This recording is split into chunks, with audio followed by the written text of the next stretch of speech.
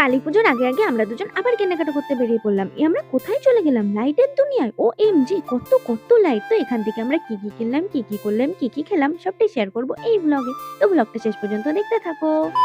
तो देखो morning morning Chandu Chandu का ड्रेस बार कर लिया। अभी चांदू चांदू का ड्रेस बार के भी आ गया। तो हे हाय एवरीवन, गुड मॉर्निंग। আরে আরে চান্দুর মুখটা একবার দেখো, হাসি আর ধরছে না মেয়ের, কারণ আজকে তো সব টাকাগুলো ধ্বংস করবে।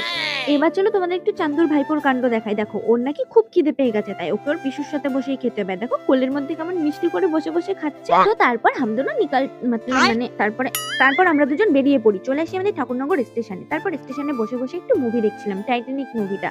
তার মধ্যে চলে আসে আমাদের ট্রেন, আর ট্রেনে উঠে আমরা আবার মুভি দেখছি। আর এই মুভিটা দেখে আমার এতটা খারাপ লাগছিল, যেহেতু আমি জলে প্রচন্ড ভয় পাই, আর এই মুভিটা সম্পূর্ণ বলতে গেলে জল নিয়েই, আমার খুব কষ্ট হচ্ছিল, সত্যি বলছি।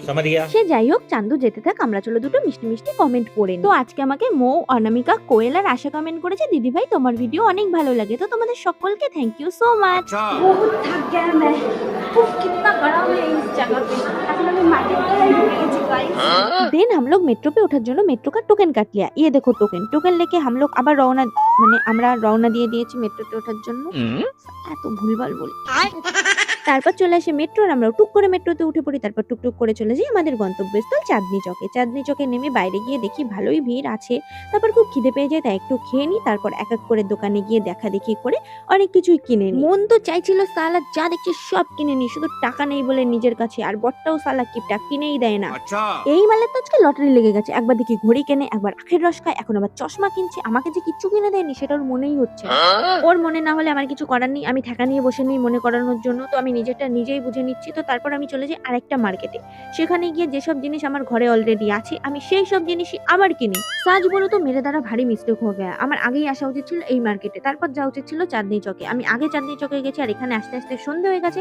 আমার কিছু মেকআপের প্রোডাক্টও কেনার ছিল, বাট সেটা কিনতেই পারলাম না, কারণ বেশিরভাগ দোকানই বন্ধ হয়ে গেছে। তাই টুকটাক যা যা কেনা সেগুলো কিনে নিয়েছি। এদিকে খুব কষ্ট হয়ে গেছে, সেই সকালে এসেছি, এখন হয়ে গেছে রাত। আচ্ছা চান্দু, তুই জুতো কেন কিনছিস আমাকে বল? সবসময় তুই একটাই জুতো পরিস, তাহলে কিনে কিনে ঘরটা কেন বোঝাই করিস? ও চুপ কর তো, বেশি বকিস না। তো গাইস দেখো, এখন আমাদের খুব খিদে পেয়ে গেছে, যেহেতু সারাদিন না খাওয়া, তার জন্য আমরা খেয়ে নিই একটু বিরিয়ানি। তারপর ওয়েট করি ট্রেনের জন্য। তারপর দেখি ওই যে ট্রেন চলে আসছে, ট্রেন ধরে আমরাও চলে আসি ঠাকুরনগর। দেখো কিতনা রাত হয়ে গেছে, 11টা বাজতে যায়। বাপরে বাপ, কি যে কষ্ট হয়ে গেছে। চলো টাটা। কি কি কেনাকাটা করেছি পরে দেখা। সত্যি বলছি, আমার এতটা কষ্ট হয়ে গেছিল, আমার পক্ষে সম্ভবই ছিল না তোমাদের সমস্ত প্যাকেটগুলো খুলে খুলে দেখানো, যে আমি আসলে কি কি কেনাকাটা করেছি। তো সরি, আমি তোমাদের পরের ব্লগে সমস্তটা ডিটেলসও দেখিয়ে দেবো যে কি কি কিনেছিলাম। না আমি বুঝি না, দিন দিন আমি এরকম রাক্ষস টাইপের কেন হয়ে যাচ্ছি। এই না আমি বিরিয়ানি খেয়ে আসলাম, এখন আমি আবার ভাত গিলতে বসেছি।